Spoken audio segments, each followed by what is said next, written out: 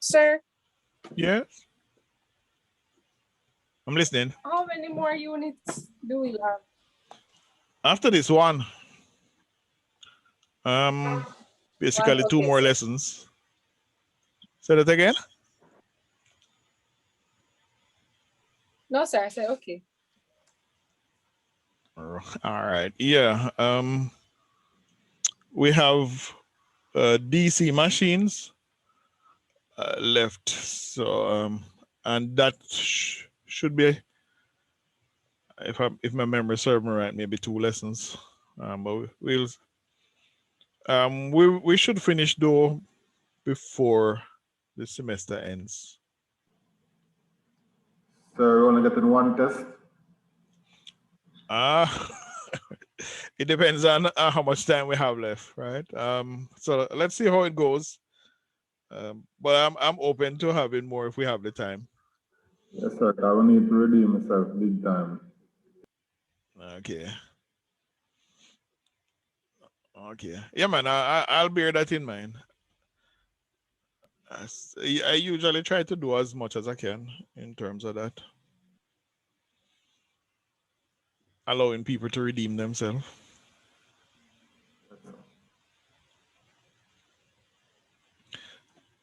All right. So let's get into single phase transformers.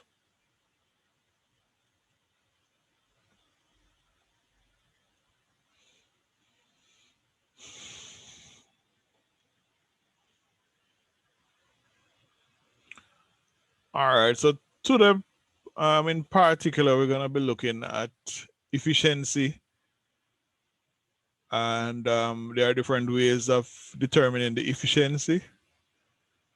Um, one of them is by using the open circuit and the short circuit tests. So we will get into that. But what we'll be doing basically is listed here. So we'll be looking at efficiency from the losses point of view. Then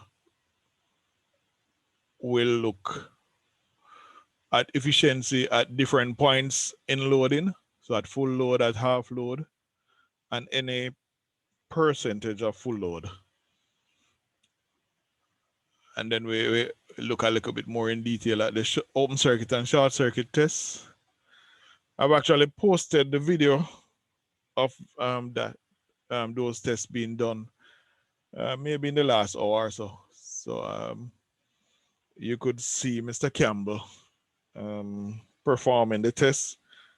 It won't look like he was doing anything major, but it's significant because it can actually tell you a lot about the transformer. All right. The major part at the labs is basically to connect the circuit, gather the results, and then analyze them. All right. So you can look at that. I will post the results when I get to the time for you to submit. All right. So let's get into today's lesson. All right. So generally, everybody know what efficiency is defined as. So it's the output power divided by the input power. All right, and output power is normally denoted as PO and the input power as PI. All right, so mathematically, also PI is equal to the output power plus the losses. So all the losses in the machine plus the output power will come back. Should give you the input power. All right, so there are two types of real power losses in the transformer. So these are the main losses, right? The core loss and the copper loss. Now, core is also called the iron because the material that makes up the magnetic core is some kind of iron base, a ferromagnetic type of material. And you know the windings are usually copper. And so those two losses will help us to determine how efficient the transformer is. All right, the core loss, as you remember, as we have spoken about before, is due to the eddy current and hysteresis losses. And copper losses due to the resistance in the primary and the secondary windings. So, you know, the core loss is right here, represented by R.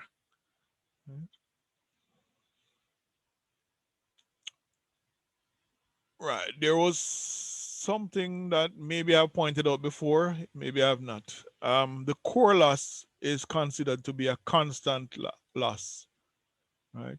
So when there was no load, we had a core loss, PC, as we found a couple weeks ago. PC was equal to V1IC or V1I0 cos 0, where I0 is the no load current. All right, and the core loss power could also be determined by these relationships, IC square RC or V1 square over RC.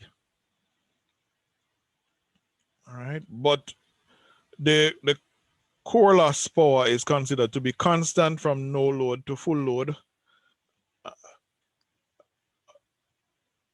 And we will use that throughout this module, that the core loss is constant.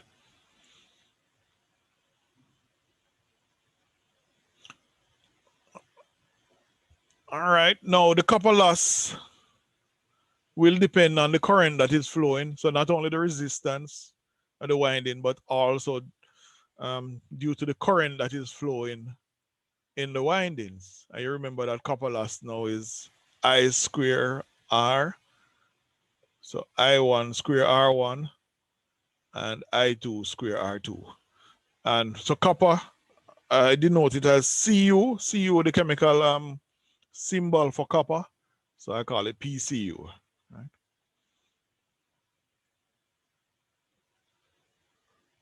Wait, no, sorry.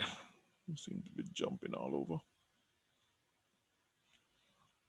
All right, so the total losses then would have to would be the core loss plus the copper loss. And so mathematically it is given by this. PC plus I1 square R1 plus I2 square R2. Now notice that when we are doing our efficiency calculation, we have reverted back to our exact equivalent circuit, right? Because we now need to take into consideration the core loss. Remember at one point we had simplified the circuit and removed the core parameters. Now we have to account for all of the losses if we're gonna calculate efficiency. All right. So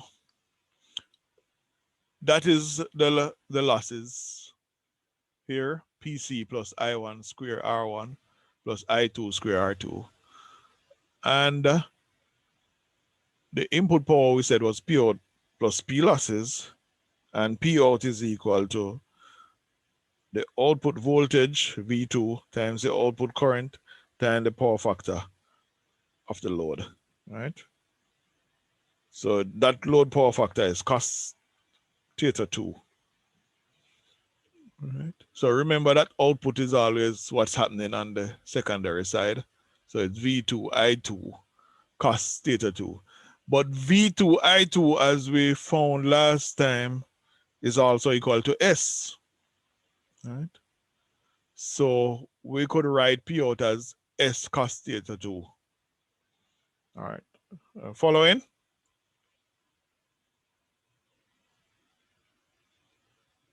Yes. Okay, good. All right, so writing our efficiency now, we're writing it as out P out over P in, and we're writing the P in as output plus losses. Notice that? P out is at the top, and we have P out right here also. So we write in P in as P out plus losses in the denominator. If we should use S instead of the V2I2, then we could write it as S cos theta 2 divided by S cos theta 2 plus the losses. All right.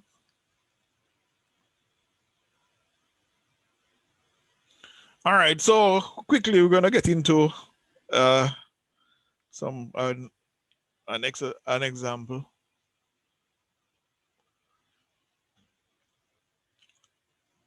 All right, so this question asks us to look at this transformer and to calculate efficiency. All right, so let's read the details. The primary and secondary windings of a 500 kVA transformer have resistances of 0.42 ohm and 0.0019 ohm respectively. The primary and secondary voltages are 11,000 volts and 400 volts respectively. And the core loss is 2.9 kilowatts. So assuming the power factor of the load to be 0.8, calculate the efficiency on full load and on half load. All right, so we're going to look at the full load first.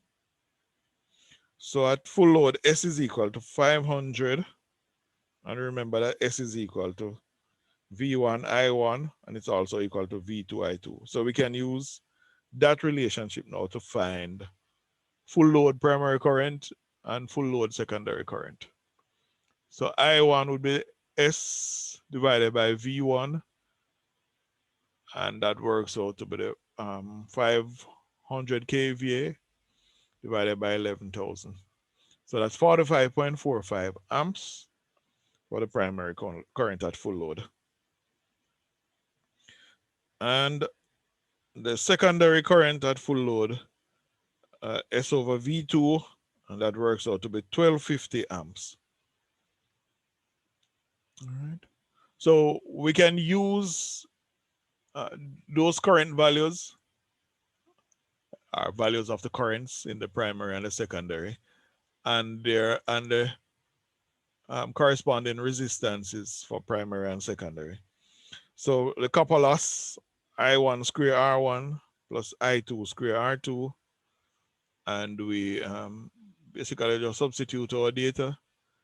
So we get a copper loss of 3,836.35 watts. All right, now the total losses, we were given the core loss. So the total losses would be the core loss plus the copper loss. So that's the 2.9 kilowatts, 2,900 watts plus 3,836. So our total losses is over 6,700. And then the output power, S cos theta, so 500 kVA times 0.8. So that's 400,000 watts. Not going too fast. Not really, sir. No, sir. All right, good.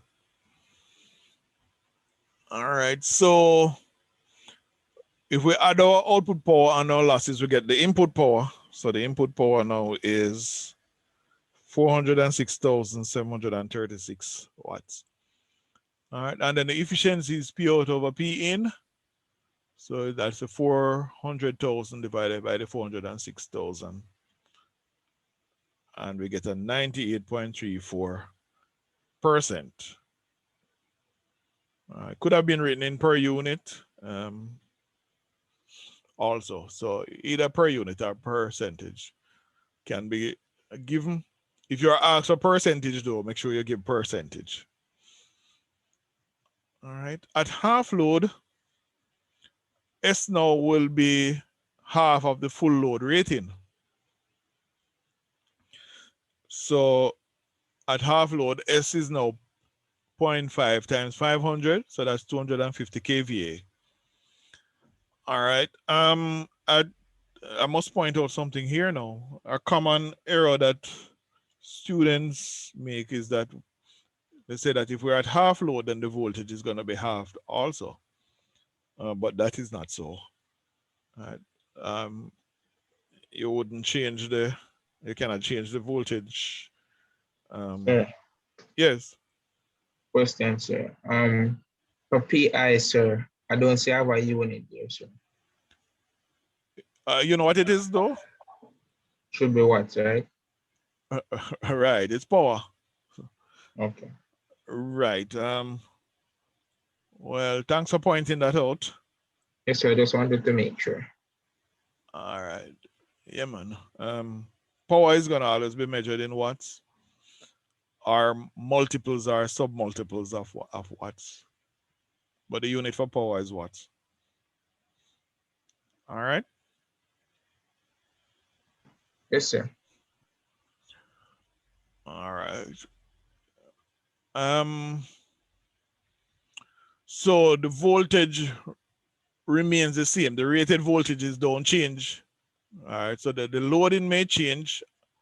Right. So instead of having only my fridge on, I might turn on 2 more lights, but it doesn't mean that the voltage in the house, the supply voltage coming in, would have changed. All right. So do not change the voltages when you're half in the load. All right. So I1 would be the S at half load divided by V1, and that now becomes 22.73, which is 0.5 of the full load current rating, right? So I'm putting this here because I'm going to point out something later on. Right. Also, I2 would be S again at half load divided by V2, and that now becomes 625 amps. And again, that's 0.5 of your full load current rating. All right, so the copper loss at half load then it would be I1 square R1 plus I2 square R2. And then we put in these values that we have. So a new copper loss at half load is 959.18 watts. All right. So at half load, the copper loss has decreased, right? As would be expected.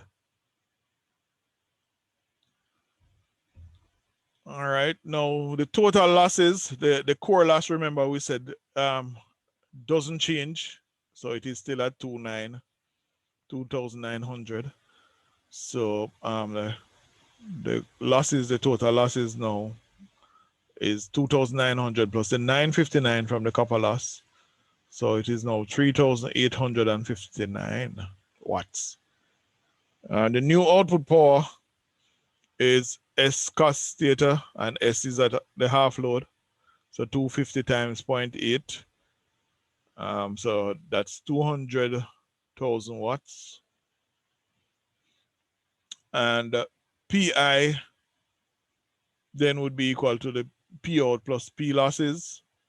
So the input power now is 2003, almost 860 watts.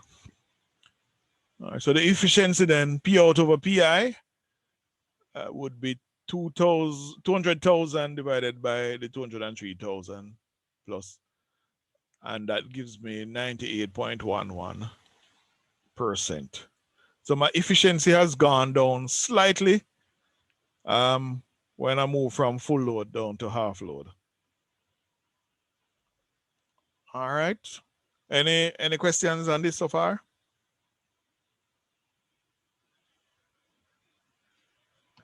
Sir, not a question, but I guess what I'm getting from this is that the efficiency of a transformer actually depends on the load. Yes. Yeah, that is brilliant. Right. Okay. And we will actually be doing some checks to find the loading at maximum efficiency. All right, so that is one of the things that we need to look at. All right. So it's not only transformers, but other machines, so generators, motors. So the efficiency would depend on the loading. So that means also when they like when, for example, like JPS designing transformers and stuff like that, they take into consideration like for consumers, a household item like fridge, AC, and stuff like that, right? Right. So if you're going to apply for electrical service, say you bought your new home and you're gonna be applying for electric service from JPS, they would actually try to find out from you what kind of appliances and equipment you'll be having in your house, so that they can see whether or not they actually have the capacity to supply you, or whether or not they need to go and put in additional transformers or larger rating transformers.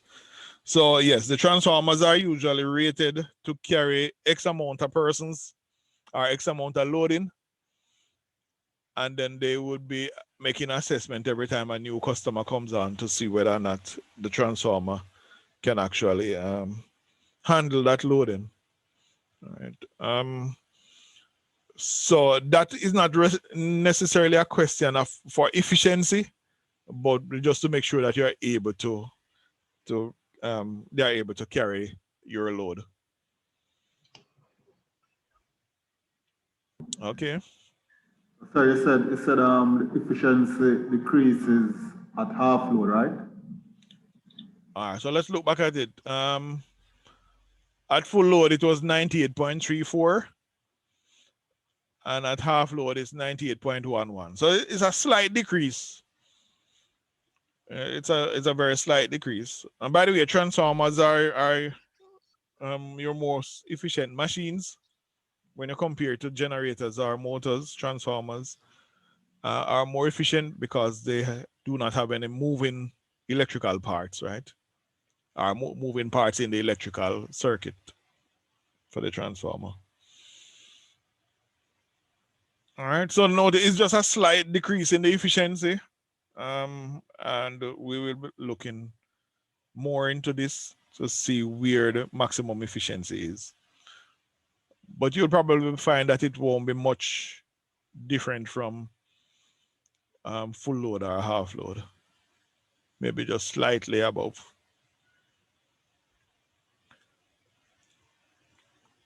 Okay. All right, so moving on. So I'm gonna compare now the transformer efficiency at full load and at half load, so that we can probably come up with some kind of way of moving forward. All right, so at full load, sorry, as full load, the transformer was at 500 kVA. At half load, it is 250 kVA. At full load, the copper loss at full load was 3,836 watts. And at half load, it was 959 watts. All right, now if we look a little bit closer at the copper loss at half load, we will see that it is what? The I1 that we had now was 0.5, as I was pointing out before, half of what it was before. So it's the 0.5 times the 45, right? So over here it was 45, I1 was 45. In the half load now, it is gonna be 0.5 times the 45. I hope you're following. So on the left, full load current in the primary was 45. On the right, at half load, the current was 0.5 times the 45, all right, which was the 22.25. And the same thing for the secondary. Secondary current was 1250. On half load, the current now became 0.5 times the 1250. All right. So if I apply the squares here now, I get, so moving from here down to here. So I square this, so I get a 0.5 square times a 45.45 square times that, the resistance or the primary winding. And if I move this over here, if I square this now, I get a 0.5 square down here and the 1250 square here times the 0.0019. So what I can do now is take 0.5 square out, all right, since it's common to both sections here.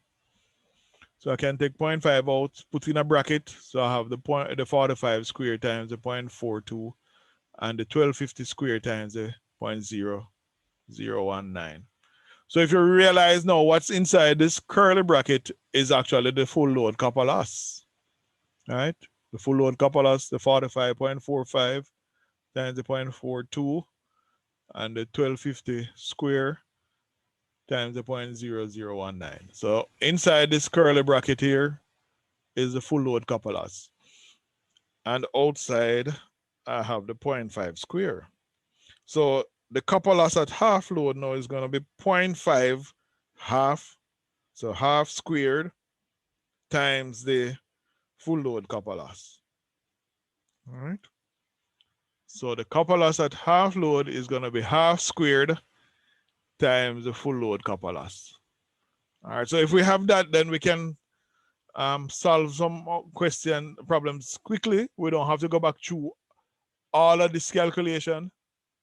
If we know the full load copper loss and we know the fraction of loading that we have on the transformer, we can work out what the copper loss would be at that loading by applying that percentage loading squared. All right, so this will say it a little bit neater. So in general, for any fraction n, so n is a fraction here, any fraction n of full load, the output power is going to be equal to n times V2 I2 at full load cos theta 2. So it's n S full load cos theta 2, and the copper loss at that fraction of full load would be n square times the full load copper loss. All right, so I know that's probably sound like a mouthful, but you can probably take a minute to digest that.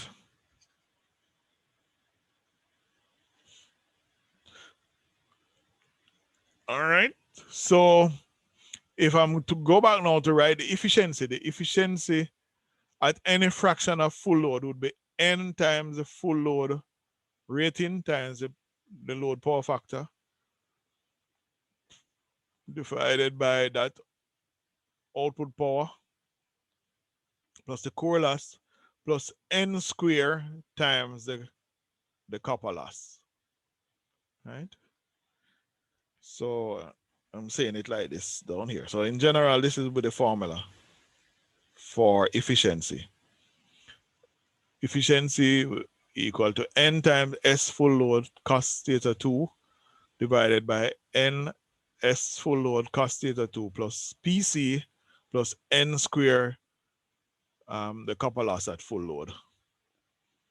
Now at full load, n is equal to 1.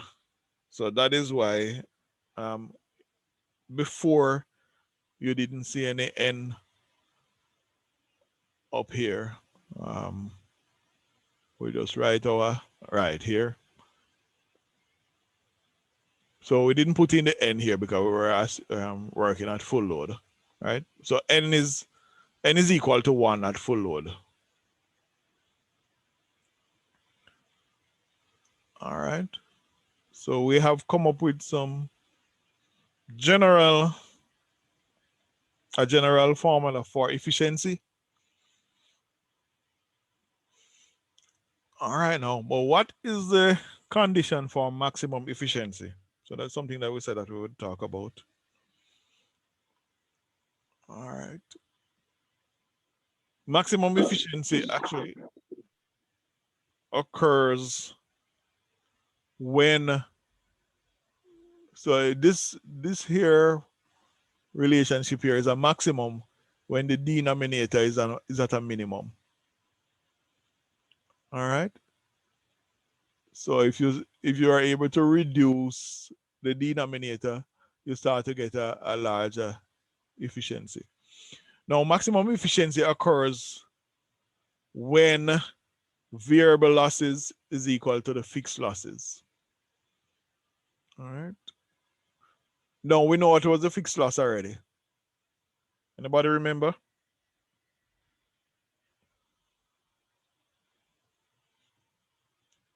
$2,900. Right. And that was representing which one of the loss? The core. The core loss, right. So the core loss is our fixed loss. So to get maximum efficiency, we need to get the copper loss down or equal to the core loss. All right. So remember this now, n is a fraction of full load. So n squared times the copper loss must be equal to the core loss. All right. So maximum efficiency occurs when n squared PCU at full load is equal to PC. All right. So making n the subject of the formula, we get the square root of PC, the core loss, divided by the full load copper loss. All right. So this value of n will be the value at which maximum efficiency of the transformer occurs. So if we work out this value of n, then we can put it here and get the value of maximum efficiency of the transformer. All right.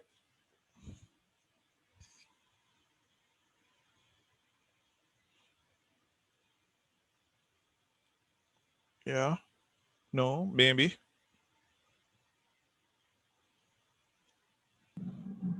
It's quite an amount to digest, sir, so you have to just stay with us. Okay. All right. If you want me to go back to anything, you can let me know.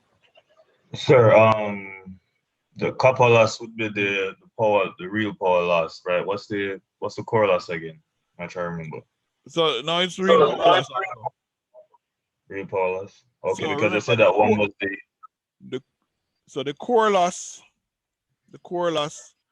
is the losses inside of the iron, inside the magnetic material. okay. That is due to hysteresis and eddy currents. And that's fixed, right? Right. So we consider that to be fixed for our purposes. So at rated voltages and rated frequency, that will actually be fixed from no load Okay. to full load. All right. And it is a real power, right? So remember, we can represent the core as a resistor. So any losses in a resistor would be a real power loss, right? Okay, sir. All right. So both copper loss and core losses are real power losses. All right. We are not considering reactive power losses. That wouldn't come in our efficiency calculations.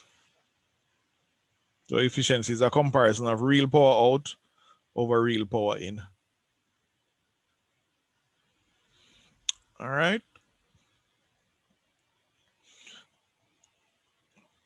Okay. All right. Now let us look at the open circuit test on the transformer.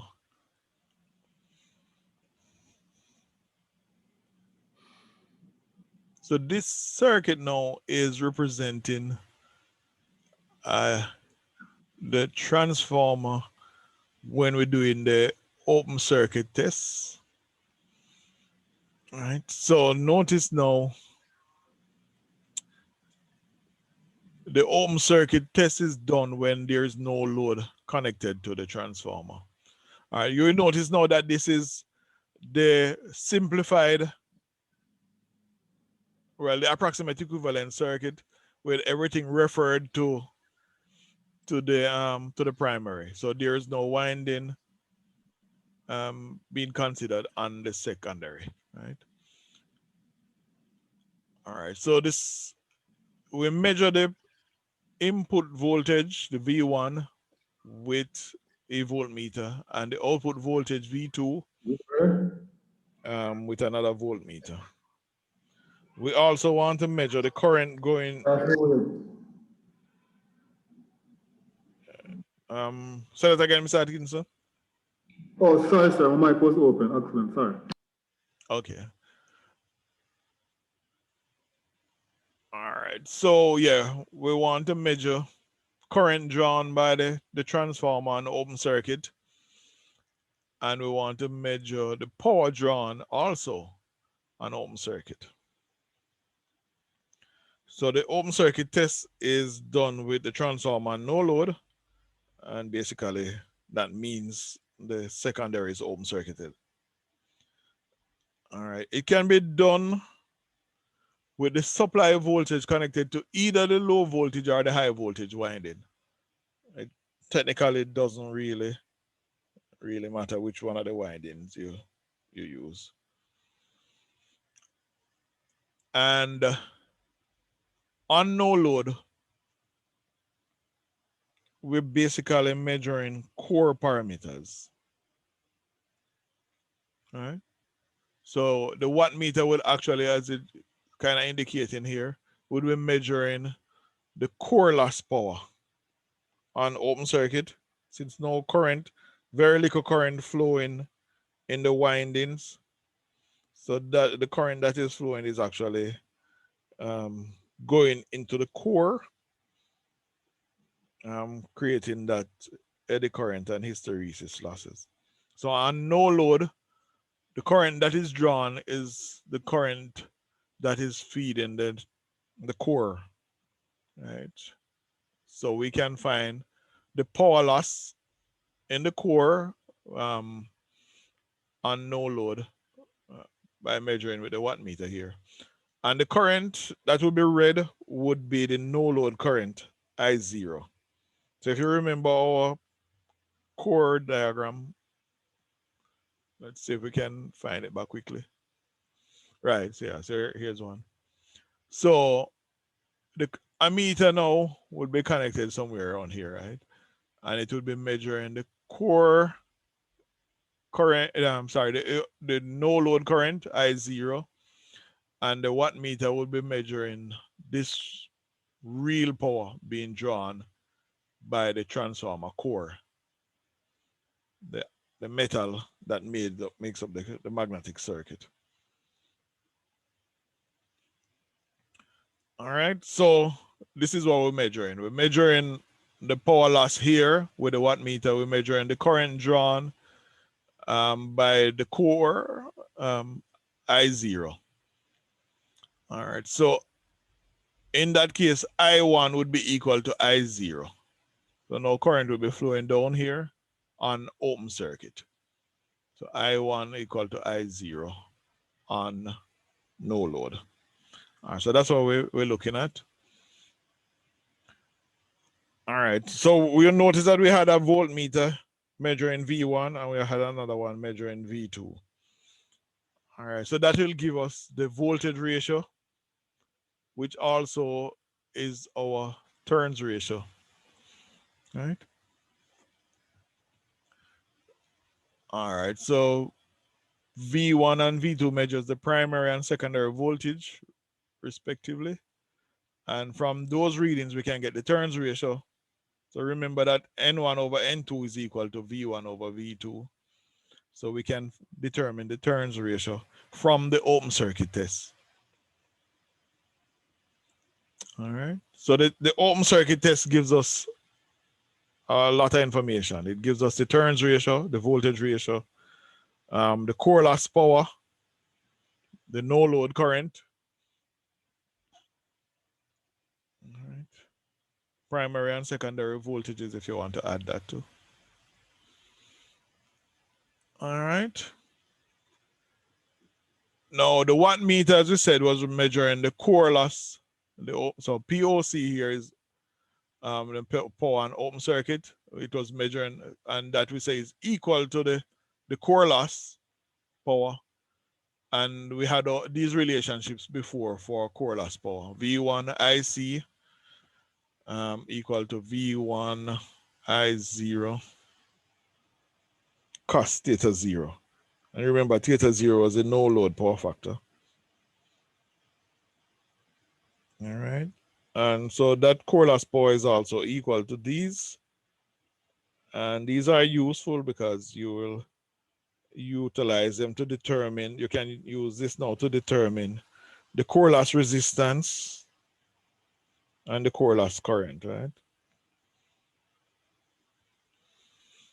All right, so the core loss current would be what you measure by the wattmeter divided by what you measure by voltmeter V1. And we can work out the no load power factor by this relationship. So basically we're manipulating these now to get the different values. As we did when we were looking at the no load, the phasor diagram, I0 would be equal to IC divided by cos theta 0, right? You can see it here also. IC is equal to I0 cos theta 0. So if we have I0 and we had worked out so I0 we measure, we calculate IC from wattmeter and voltmeter, then we can work out what is going through the magnetizing reactance. All right. So in so doing, we can determine the core loss resistance, V1 over IC, and the magnetizing reactance, V1 over IM. All right, so we have a lot of information about the core from the open circuit test.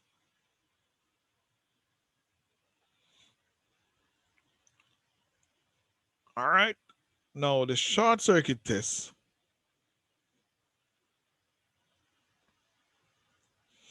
All right, let me go back to that circuit I was showing you before. Probably we'll see it a little better now. Now, if you remember the current that we calculated a couple, maybe last week or the week before for the no load current was a very small value, usually in the order of 1 ampere or less, right? Now imagine now that the transformer is short circuited. So if you short circuit it, a large current is gonna be flowing in the windings.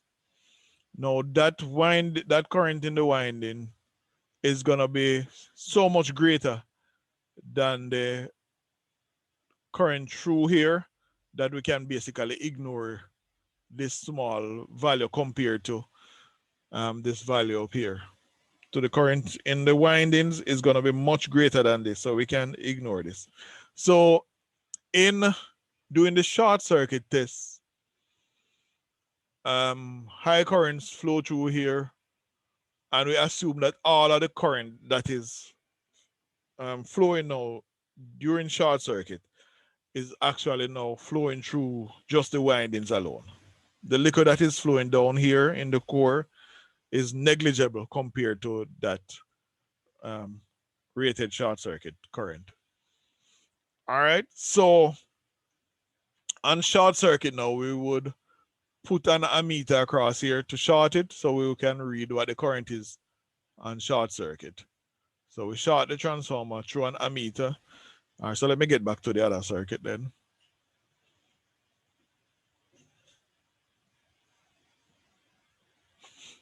Right, so this is now representing our transformer on short circuit, doing the short circuit test. All right. Now, on short circuit, you really don't need the rated voltage to drive short circuit, to drive the rated current. Rated current. So when we're doing the test now, we want rated currents to flow through the windings. So rated primary current, rated secondary current. So on short circuit, so we basically want full load losses in the windings, right? So rated current would give us the full load winding loss. So on short circuit though, if we put the rated voltage on the input, we will burn up the transformer because it's gonna give us more current than we actually need. Right? So what we do now is use a very small input voltage to give us rated current in the windings. And we measure that rated current here. So in the test, we need to have an idea as to what rated currents are, and those normally would be on your nameplates. Right? You don't want to test it and burn it up, right? So you should have check the nameplate values to see what rated or full load values are. So you drive now rated current through the primary winding, and that would in turn cause rated current to flow in the secondary winding. We read that current, that rated secondary current, with ammeter A2, and we read rated primary current with ammeter A1. And remember, we said now that the current that is going through the core now is negligible compared to rated currents up here. All right. And so we would also measure the voltage that we use to give us that rated current. Right.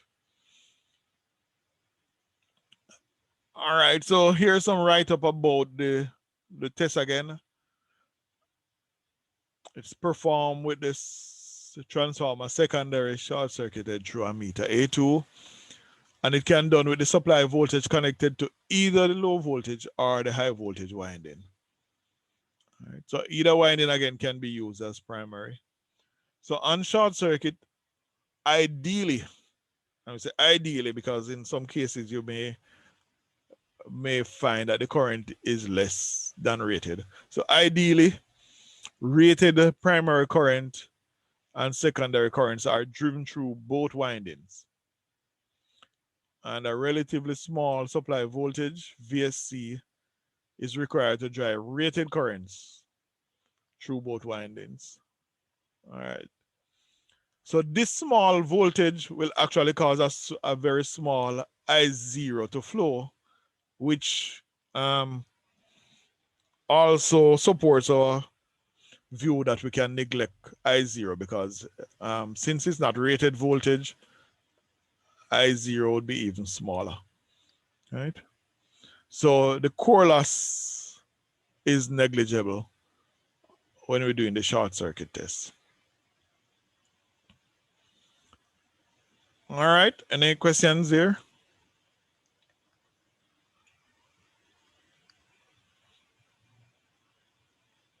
No? All right, moving on.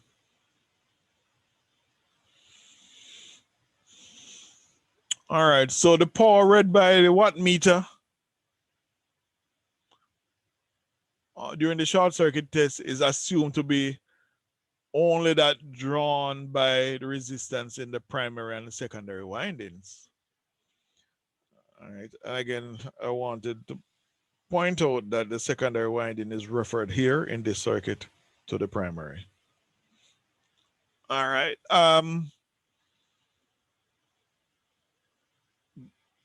So the current I1 is the current that is drawn by the effective impedance or the equivalent impedance of the transformer. And that current is going to be measured by ammeter A1. All right, so we get back to the point that I1 ideally should be the full load rated or full load or rated primary current. But if it is not, then N would be the fraction of full load current. And then we would need to find what fraction of full load current we're actually using, right? So that would have to be determined. All right. Again, that would depend on the transformer ratings, apparent power rating, voltage ratings. So you can determine whether or not you're getting or driving full load current through the windings on the short circuit test. If not, then you would have to work out what fraction of full load current it is. And that's not very, very difficult to do, but it's something to bear in mind. All right, so from the short circuit test, the wattmeter would be reading the effective, the power loss in the effective resistance. So the copper loss is I1 square RE. And RE is the equivalent winding resistance referred to the primary. All right. PSC is the power for, drawn on short circuit, or power measured on short circuit. And PCU is the copper loss. So we're saying that on short circuit, the power measured by the wattmeter would be the copper loss, right? And that would be given equal to I1 square RE. All right, so from the wattmeter reading and the ammeter reading, we can work out what the equivalent resistance is. All right, RE would be equal to that wattmeter reading divided by the ammeter reading square. All right. And then we can work out the winding, the effective winding impedance. So the effective or equivalent winding impedance would be now VS divided by I1. All right. So Z is equal to V over I. And once you have RE and ZE, you can work out what XE is. So XE now would be the winding reactance, the equivalent winding reactance. All right, so once you have those, you can find these things. Now, all of these are things that you would have done with it in the lab. You would have gathered data. So you would have gathered the wattmeter, ammeter, and voltage readings for both cases. And then you would use that information to calculate RE, XE, and RC and XM. All right. So the open circuit and short circuit test is basically used to determine the transformer parameters. All right, so if we go back to our efficiency formula, efficiency N would be equal to S N times N, where N now is a fraction of full load, times S full load, S the full load apparent power times the load power factor cos theta 2. All right, divided by all of this again. That output power plus the core loss power plus the copper loss at this particular loading. So if we use the information now from the open circuit and the short circuit test, we can replace the core loss power with the power measured on open circuit. So that will be wattmeter reading on open circuit. And the full load copper loss, if the full load rate current was driven through the windings at on the short circuit test, then it would be this would be the full load copper loss, right? And N would be 1 in that case. But if it is not, then you have to use this, right? So N squared times PSC full load. So PSC, remember, is the power drawn by the wattmeter, read by the wattmeter on short circuit.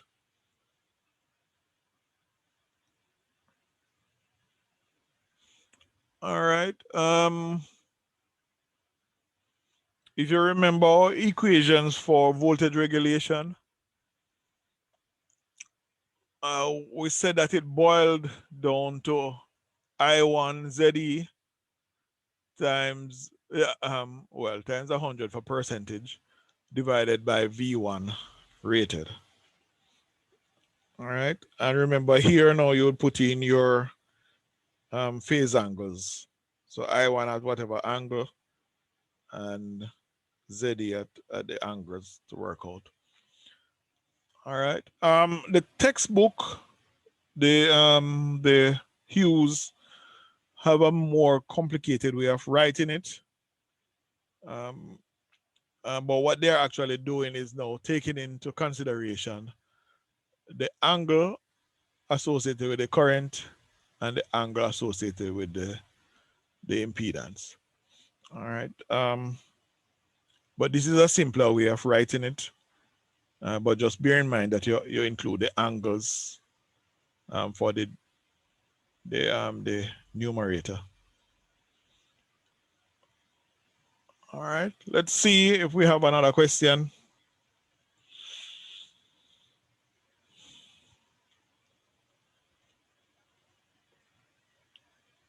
All right. All right, so let's pause for about a minute or two so we can all catch our breaths. If there's any question on what we have done so far, you can raise them now too.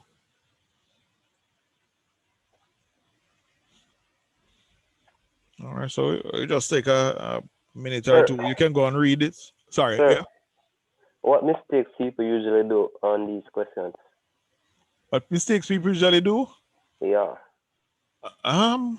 This is usually straightforward, you know. So I don't usually see much mistakes. The one that has pointed out before, where persons thinking that if you're going at half load, then you have the voltages also.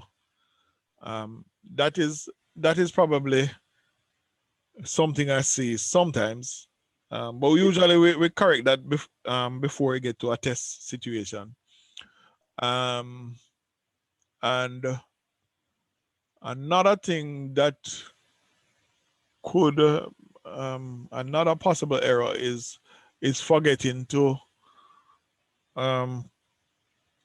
use N in your formula for efficiency, especially if the loading was not the transformer was not at full load. So sometimes you're probably told that the transformer is at 75% loading, but sometimes persons don't forget the 75% here. So they would put it here and here, but forget it here. So those I think those are the two common mistakes I see. All right, thanks. All right.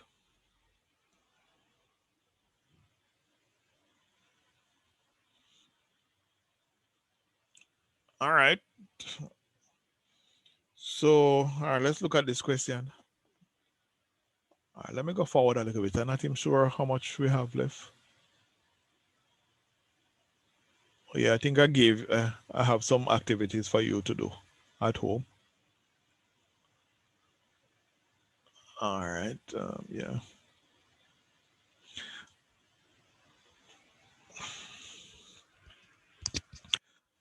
All right, so if you're ready, we can look back at this.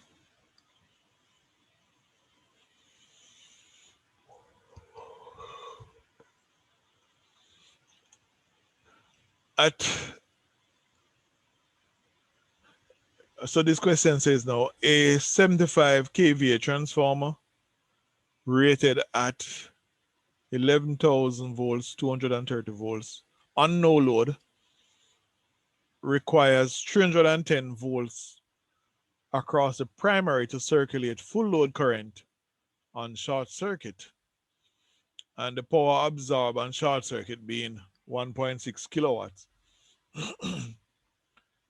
So we should determine the percentage voltage regulation and the full load secondary terminal voltage for a power factor of 0.8 lagging. All right, now if the input power to the transformer on no load is 0.9 kilowatts, calculate the per unit efficiency at full load and at half load for a power factor of 0.8 lagging, and find the load in kVA at which the efficiency is a maximum. All right, so this is asking us a lot. And I point out that this was taken from the Hughes so that you realize that this is how the question was written. All right. So it may require some kind of, maybe reading up to a full stop and then stop and thinking, or reading up to a comma, pausing for a few seconds and trying to digest what that means, and then before you move on. All right. So when you reach a comma, stop for 2 seconds and think about what you read. And then when you reach a full stop, you stop for about 5 seconds. Again, think about what you read before you go on. So in that way, now you have a good understanding of what you have read.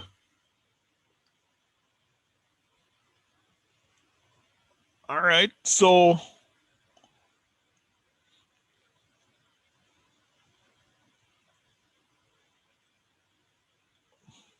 they ask us to find efficiency at full load and at half load. So let us see what we can find. So the transformer rating S is 75 kVA. V1 was 11,000. So I1 is 6.82 amps. So that's rated primary full load current, rated primary current. And the load power factor was 0.8 lagging. You will find that this textbook love this 0.8 lagging power factor. And so the angle for theta 2 then would be minus 36.87 degrees. Sir, Yes.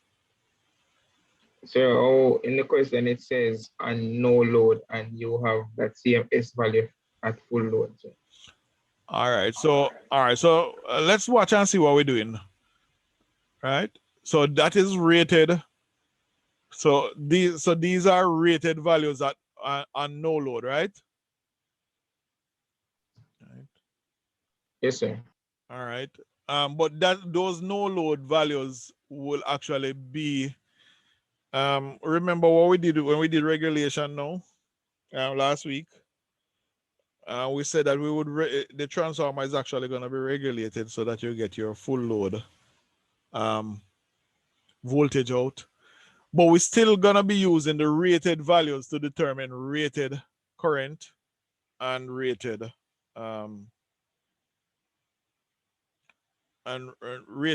rated primary and secondary currents, right?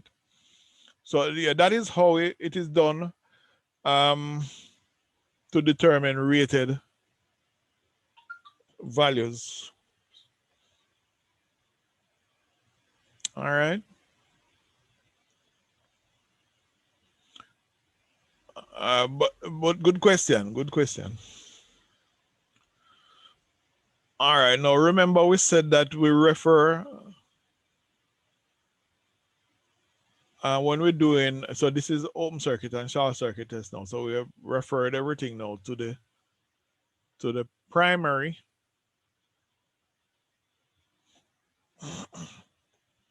So I1 is the 6.82 rated full load current. So it's a short circuit test now we're doing, right? So rated full load current would be determined by the rated S and rated voltages. Rated primary voltage. So I1 is that. And the angle of the current is minus 36.87. All right. Now remember what we did that we can find the impedance of the winding from the short circuit input voltage, that input voltage on short circuit, and the rated current. So ZE now is that voltage, that 310 that is required to drive full load on short circuit. So this is the VSC 310. And that gives us an impedance of 45.45 ohm. All right, and the power that is absorbed on short circuit is also I1 square RE from what we just did a while ago.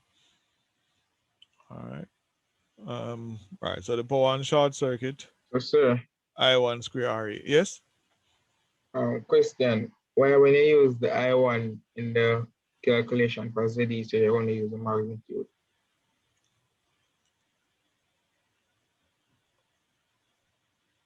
All right, because we don't know the angle of the voltage yet, and we will soon find it out though. All right. All right, sir. All right, so we just want the magnitude right now. So we soon work out that. But I see your thinking, which is very good. All right, so the short circuit power with I1 square RE, and that's equal to 1.6 kilowatts. So we can find RE. So RE then would be the power divided by the current square. And that works out to be 34.4 ohm. All right, so we can now find XE from this relationship. Remember, RE plus JXE equal to ZE. So we can find XE using this square root of ZE square minus RE square.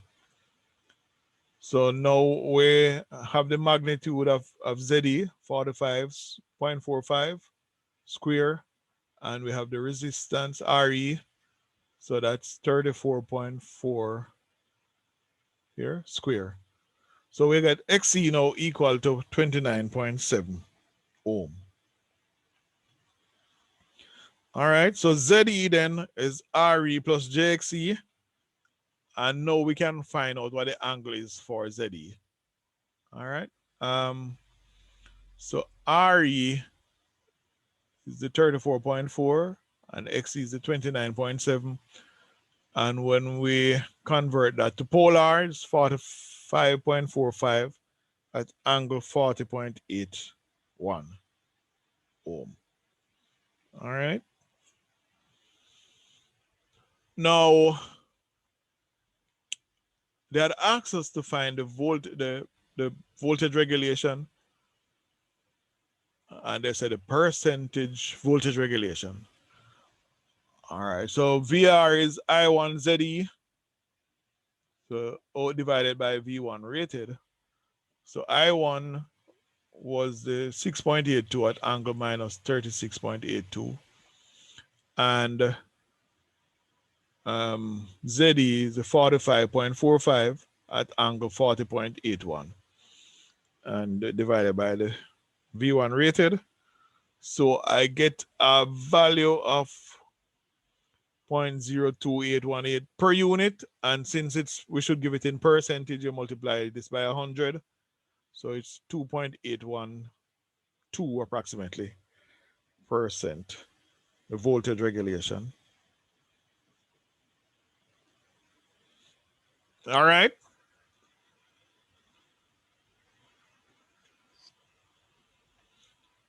Any questions there?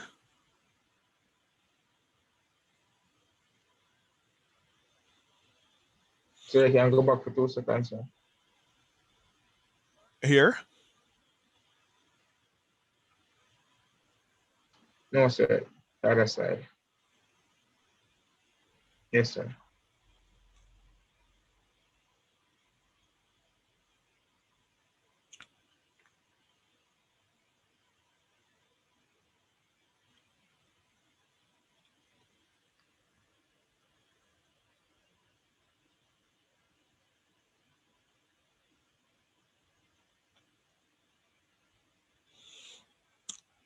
Okay. All right. So part B had asked us to find the full load secondary terminal voltage at this power factor. So we found the voltage regulation. And remember, voltage regulation is equal to V2 no load minus V2 full load over V2 no load. All right. So we wanted to find the full load terminal voltage. All right. So sometimes, Mr. Adams, they don't tell you that this is what it is on no load, but you would also know that that is what it is on no load, right? But anyway, our no load secondary voltage is 230, right? So if I manipulate this maths, I get V2 full load being equal to 230 times 1 minus 0.028. All right. I should have been kinder and go it step by step, but I'm sure you can manage this. So V2 on full load is 223.51. At no load, it is 230. At full load, with full load currents running through it, secondary voltage is 223.51. So which is what they had asked us to find here. All right, so we have done that. All right, so any questions there?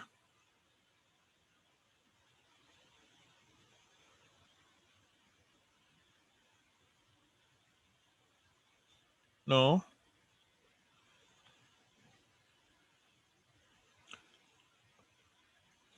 All right, so now this time now we are required to calculate efficiency.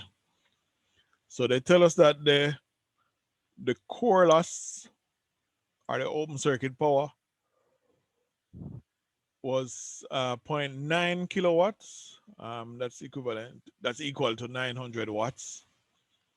And the short circuit power was 1.6. So, right, so power absorbed and short circuit was 1.6. Power on no load was 0.9. So we have that information coming out of the problem there, right? And efficiency is given by this formula, as you know. At full load, power factor is 0.8 and N is equal to 1. So efficiency therefore would be the 1 times the 75 kVA times the 0.8. Yeah. And then divided by that again, that output power plus the 900 for the open circuit and the 1600, 1 times 1600, since N is 1 here, 1 square times the 1600. So that gives me per unit efficiency of 0.96. All right. Now at half load, and again at 0.8 power factor, N would be 0.5. So the efficiency would be 0.5 times the 75 kVA times the 0.8 power factor.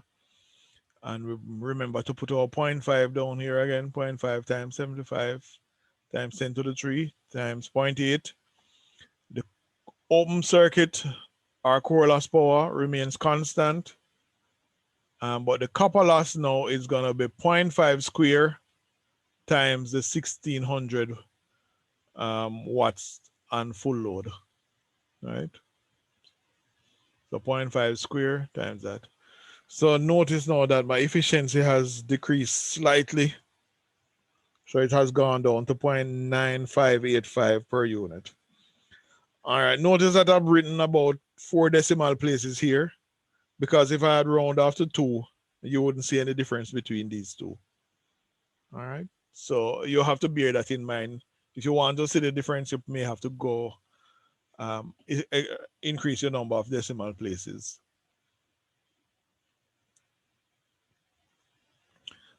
All right,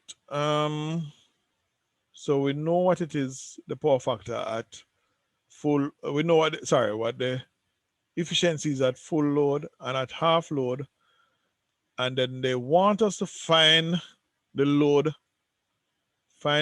at which efficiency is a maximum. All right, so anybody remember the conditions to make efficiency maximum? Sir, I think it's a square root of P, what, PC, so over think of PSC full load. And that would give me what? N, sir. Right, N. All right, so so that wasn't exactly what I was asking. I was asking. The condition is when the copper loss is equal to the core loss. Right. All right, so that was yeah, the more specific thing that I was asking, but then to put that into something now that we can work out, we need to find N, we need to find the value of N, and then we would use this square root relationship, P core divided by P copper full load, or POC over PSC full load. So it's the 900 divided by the 1600, and you take the square root of that, and you get 0.75. So the loading at which maximum efficiency occurs would be N times S full load. So it would be 0.75 times the 75 kVA. So that would be 56.25 kVA. You can actually use this information now and work out what maximum efficiency is also.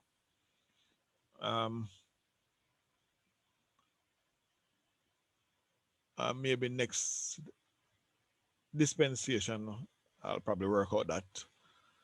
All right, but yep, this practically is where we are. What I would want you to do now is to solve the same question using a 0.8 power factor leading, and also for unity power factor.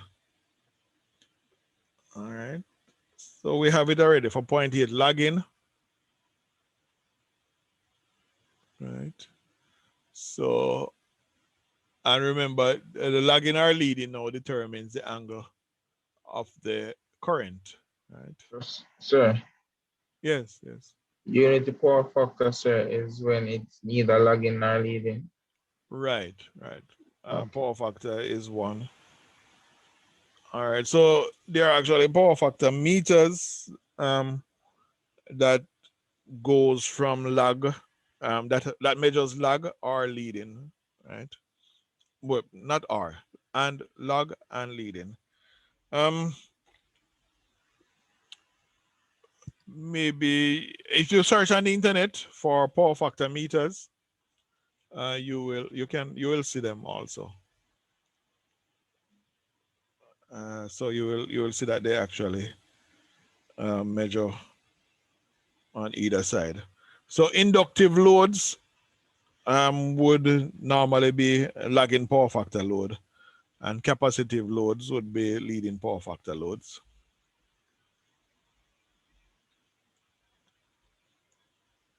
All right. So I think I can call it here. The answers are in the textbook. I would caution though that you may find some slight differences in the answers. But if you follow the procedures that I've been using here, you should be okay. I think I pointed out before that in updating the books, sometimes they change the voltage values from what it was in a previous edition, but they don't go around the back and change the answers. So you may think that you are incorrect, but if you follow the procedures that we have been outlining, you should be all right. You will be on the right track. All right. So there are questions from the bird. These are usually very straightforward. So start with the bird, and you can also do the hues. All right. If you have anybody having any issues, you can send me a message and show me where you actually stuck in your working out, right? So don't just tell me, say, boy, sir, I work in this and I can't get the answer. Because I wouldn't know where to help you with that. So you have to show me what you're doing, and then I can see where, I can look and see where you may be going off track. All right.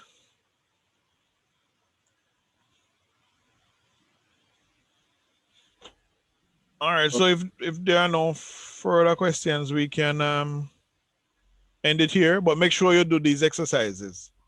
I want you to be on top of your game. Say that again? I have a question. Are you going to post the solution for the mid-semester? And I kind of doubt it. All of the information that you need, except the two things that I'd asked you to research, is in the classroom already. So if you just read through. The thing is, I wish you had like left a comment so I could know exactly where. No man, I did, you know. I come into everything that I mark. So I just saw some yellow highlight, but I didn't really see any like. No, well, click on the yellow highlight and it should come up on the side, the comments. Okay, so I'll try that. But I think if you open it, if you open the document itself, like you're opening outside of the classroom, I think it will you will see them also. But yeah, but I have commented extensively.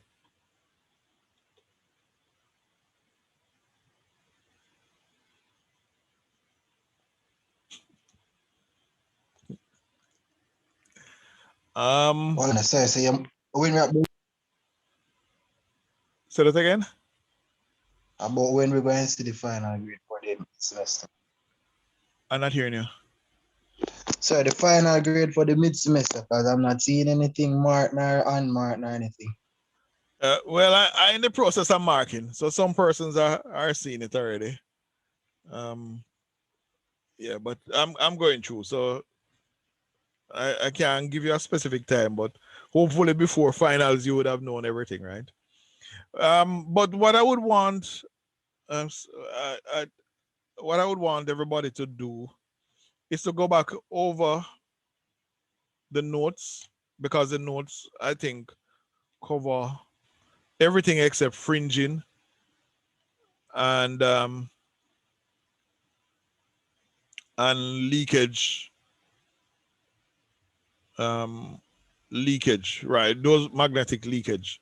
I think those were the only two things I asked you to research. And but the notes cover everything else. So I want you to go back over your notes. And while doing that, try to do the questions them again based on the notes that are there. The video, go back over the video recordings and try to assimilate the material. What I realize is that maybe some persons have not been using the class work section of the Google Classroom, because that is where all the information is provided, right? I didn't realize that I needed to have spelt it out, but because I figured that every time I post something, a message would go to you and you would just click on it and see everything, right? And everything is stored in the classwork section. So if you go in the classwork, you start out with the syllabus, module materials. I think there are 3 different textbooks there. And I mean, lecture notes, video recordings of notes. I may even have some additional videos. But everything that you need is in the classwork. So I would want you all to spend some time going through the material, all the material in the classwork. I mean, I don't expect you to do everything one day. So every evening you take one of the material and just go through it. Spend half an hour, and you should put yourself in a situation. And then if you practice the questions, every week I give you questions to practice. So if you practice them in time, you will be able to manage the material. So I'm asking you, Mr. Chambers and everybody else, to just go back and read through, listen over, and practice. And I think everybody would be all right. Yes, everybody's paper that I've marked already, I've put detailed comments. Maybe that is one of the reasons I take a long time to mark too, because I put detailed comments. So I think maybe you should just try to open the document and you should see the comments. So, in the process of trying to do that, I accidentally delete the document. I don't know how it comes. You deleted it? Accidentally. But the grade is still there. It's still saying graded and show the grade, but I accidentally deleted the document. Oh, Lord. Well, I don't know if I will see it again then. That's what I'm wondering. So I don't know if it's going to show on your side or what. I will look, and if it is there, I will. What I realize, if I try to open it, I get some French or something. I don't understand the language. If say I try to download it to mark it outside, I get some weird language. So I usually just mark it in the classroom. Sir, that same predicament reached me to, sir, where after I submit, I look back on the document just to ensure all the page in there and make mistake and delete it. I had to resubmit it, sir. The second time when I resubmitted it was late. So I sent you a comment same time, sir. So when I reach my paper, so you can look at it. Yeah, I remember that comment. All right. Well, in terms of penalizing for late submission, it's only if it gone excessively, and excessive probably would be meaning like maybe more than half an hour, more than 45 minutes, then I might start taking off some marks. For this case, for mid-semester. For finals, it might be more stringent. Who knows? All right, somebody's asking me if I receive an email, Relab one. Yes, sir. I left off 2 of the group member names because we wasn't sure if we should submit in groups of 2 or 4. So I made a comment under the submission still. Oh, all right. Yeah, I think I saw that comment. Okay. You had put it in the classroom because when it Yes, comes I put it in the classroom and I sent an email also. okay, all right, no problem. All right, right, thank God you, sir. willing, I will get to them before he comes. Sir, I also sent you an email, sir. Did you see it?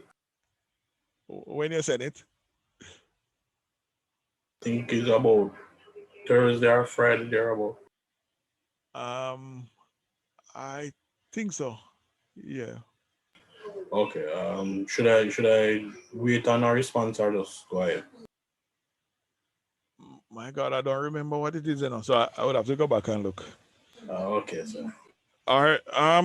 If resend it to me now. Resend it. Okay, sir. That probably will be the easiest thing. All right. So yes, if the labs and any assignments are not in the classroom, I will have to go back and search through my email for it, and so that might take some doing. All right. So I hope that everybody try to post their assignments, etc., in the classroom, so I know where everything is at one time. I don't want to miss anything when you're sending by email because trust me, a lot of things come in by email, and they usually they get swamped. All right, but I am trying to see if I can give feedback. I'm working now on the mid semester because I figure that is where probably most persons would be more interested. So that's what I'm working on now. And in the meantime, I want you to work too. So just go back over the materials. I want everybody in this class to get at least 80%, so that they write me and say how your exam so easy. So that is a thing. So Yeah, if everybody get 80%, they would consider it an easy exam. So there would be an investigation to find out why it's so easy. If I wanted everybody to pass.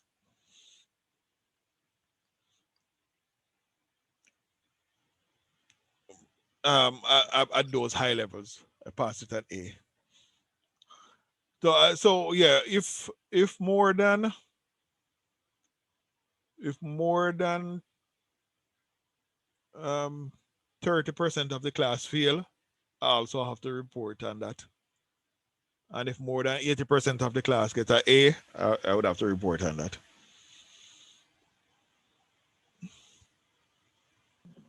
So if more than 30% fails, so will you like give us that, like a retest or something on the sort? You see, if we were in a face-to-face situation, if you mean for finals? No, sir, mid-semester. Oh. I was just saying, it all depends on how the time works out. So I think we can finish in the next 2 weeks. So we might have one additional week. I'm not so sure. Next week is the 24th. So I think by the 31st we should be able to finish. But I think school closes on the semester ends on the 6th. So I'm not so sure. We'll see how it works out. Okay, sir, but all right, so, right. I'm not so sure yet, but we'll see how it works out. I will try my best.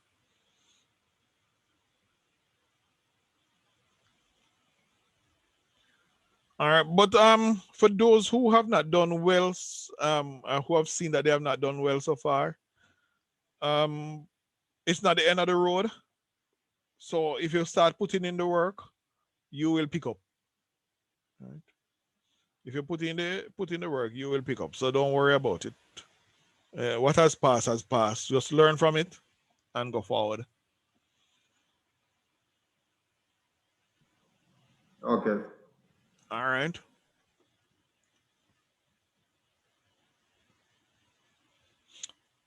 Let me say, usually if a person gonna fail this course, they usually get less than 40% in the finals. So if you get less than 40% in the finals and your mid semester wasn't good, then you usually those persons fail. Right?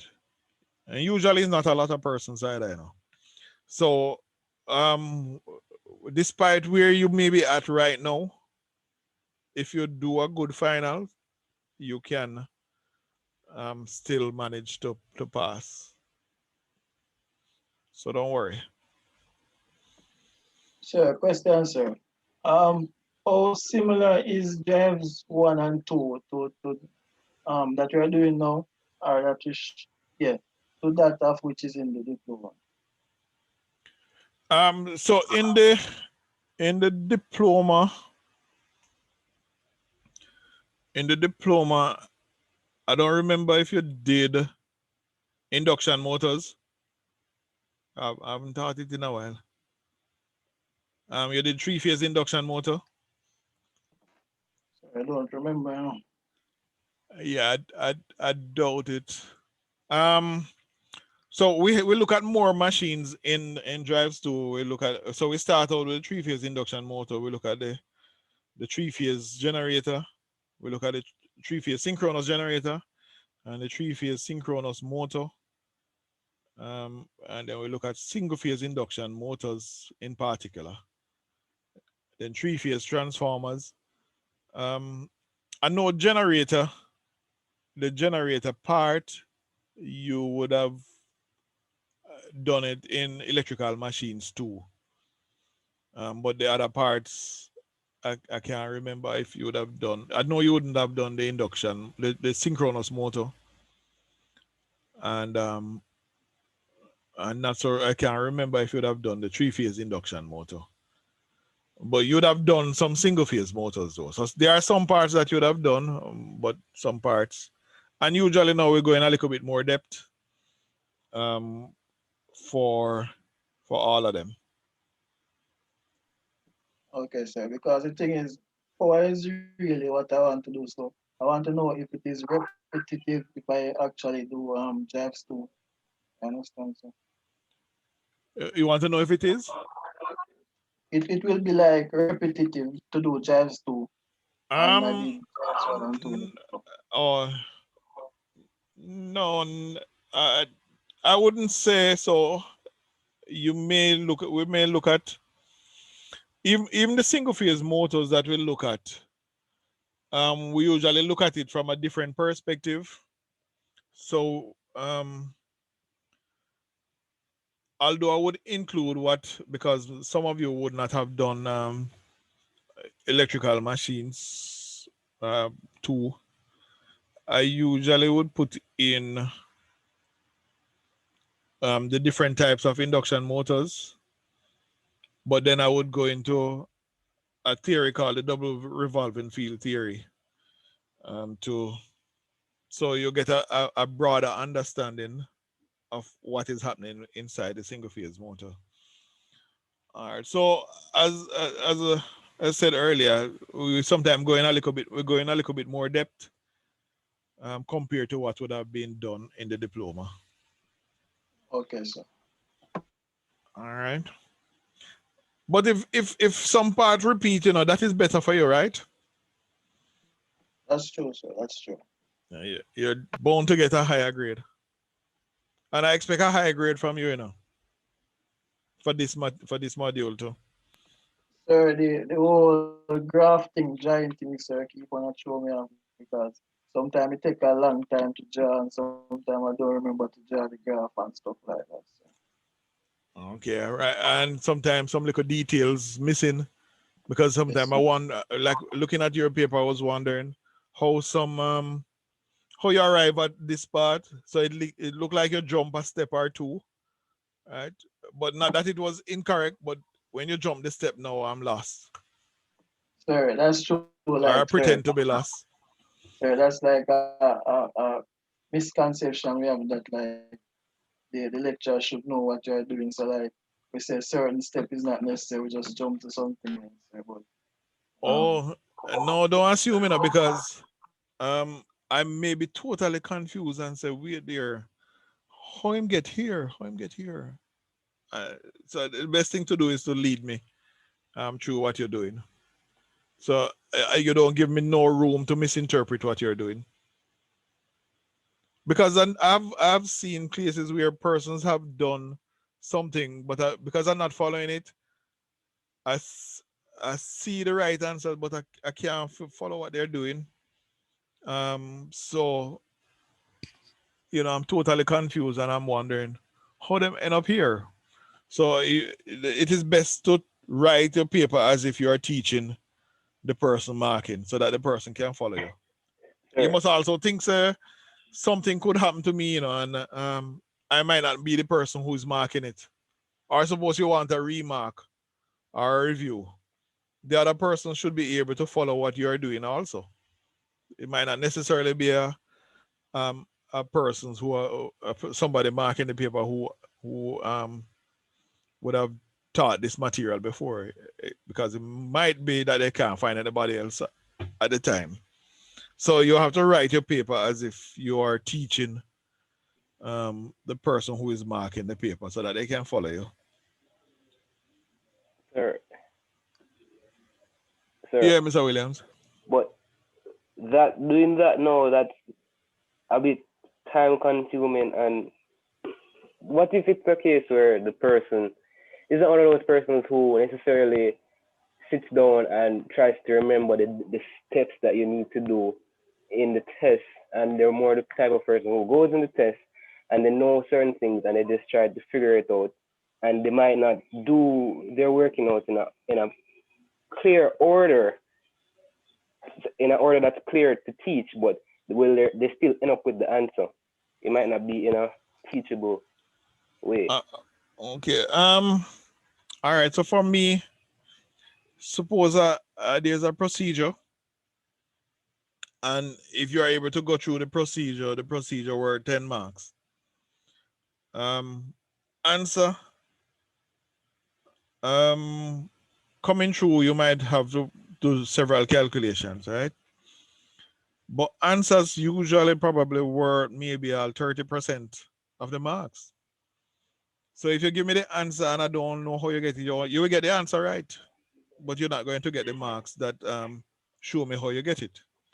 So it is your responsibility as a student to make sure that they can, whoever is marking the paper can follow your work. All right. Answers, as I've told you guys already. So if you give, if say I ask you to calculate power, right? Let's say power is equal to V I cos theta, and you write down root 3 V L I L cos theta, and you write down the formula, and then you write down some wrong information in the you write down incorrect data, right? That means that your answer is going to be incorrect also. I can't, unless I see where you actually made the mistake in writing down the wrong thing, I can't give you full marks, Or even said no, so in that case now you get a mark for the formula. And then you would have lost mark for incorrect data and incorrect answer. So you would have gotten 1 out of 3 there. So that is also saying that you must always write down your formula and write down your formula properly, because at least you can get a mark for that. Now let's say that you write down the right formula and you write down the right data in the formula. You plug in the right values, but then you come up with the wrong answer. If I see you putting in the right data and you come up with the wrong answer, I would say, oh, well, maybe it's just a miscalculation. So I'll probably just take off. So I'll give you a 1 mark for the formula, 1 mark for the right data, and maybe a half mark for the wrong answer. All right, because sir. that's the way, you understand what I'm talking about? Yeah, but what I'm asking is, what if it's a case where you work out a lot of unnecessary things? Like the person doesn't necessarily have the route planned. they are taking the variables they have and all the formulas they know, and they're working out everything to try and figure out, okay, where to go. So it's All right. So what I'm saying to you then, all right. So suppose if you don't have the thing sorted out in your mind, you're going to confuse me too. Right? yeah, but the So person you is don't trying want to to figure confuse out. the lecturer. The person is trying to figure out how to get it. The person didn't squat the thing. They're trying to To work figure it it out out. Yeah, man. with all the if you look on my paper, you will see I work out a lot of unnecessary things and figure out, okay, I have all of this and all these formulas, and I try to look and say, okay, I can use these formulas and equalize and that to get this and then this and this. All right. So all right. So all right. So I'm Can, kind of can I worried that can I give you you look on my paper and be confused. yeah, and that is a danger. You don't want to confuse the lecturer. All Even right. So what though you should do then, right? So here's a little advice on that. If you are in a situation where I mean, you would not have gone through this kind of problems before, because what you're describing, is that you have not practiced, and then you're trying now to figure out a way in an exam situation, which is bad, right? But all right, so you have not figured out exactly how to go through the thing, and you're figuring it out in an exam. What you need to do now is to say, all right, this is this is what I'm trying to find.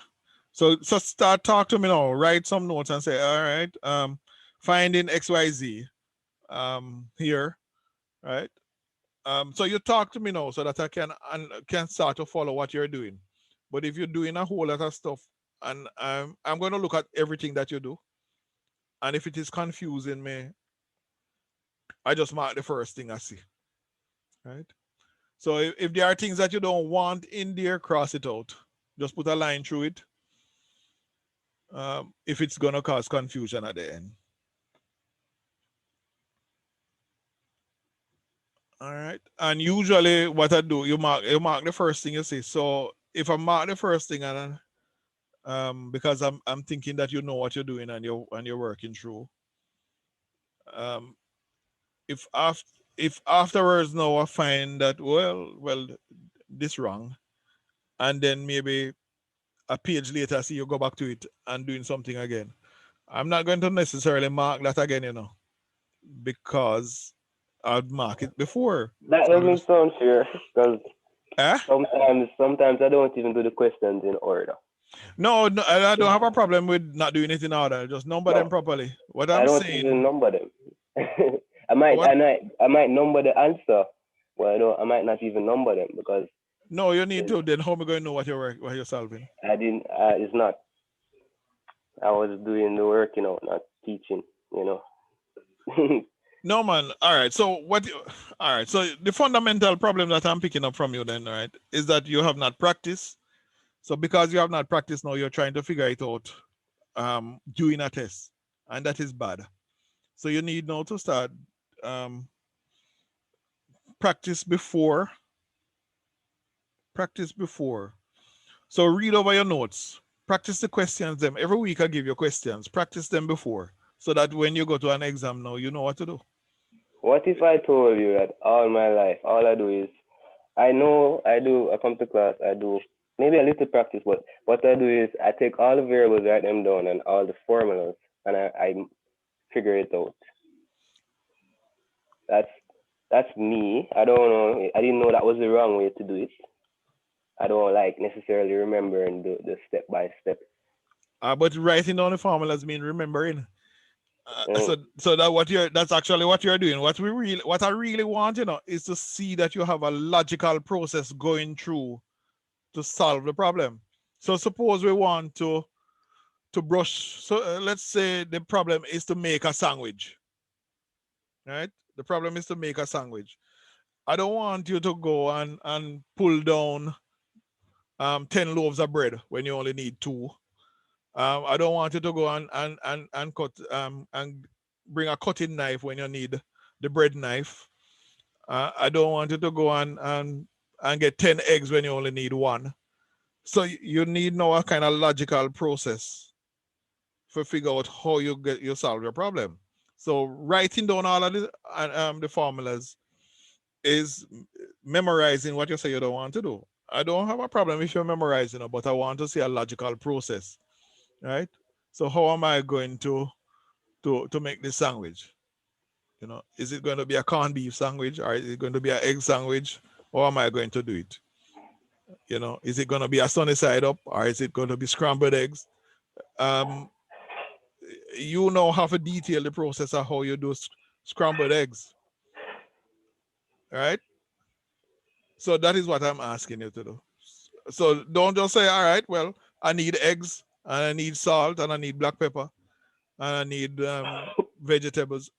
And tell me now, say, boy, all right, I'm going to need 1 egg, I'm going to need a pinch of salt, and I'm going to beat the egg first, then I'm going to throw the salt in, I'm going to throw a little black pepper in, and then I'm going to put some oil in the pot, heat it.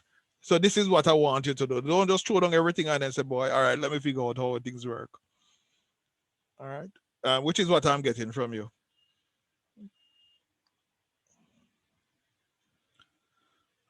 All right. Yeah, yes, sir. All right. Practice will help. Practice makes perfect, let's say. I say practice leads to perfection. All right, so take care, everybody.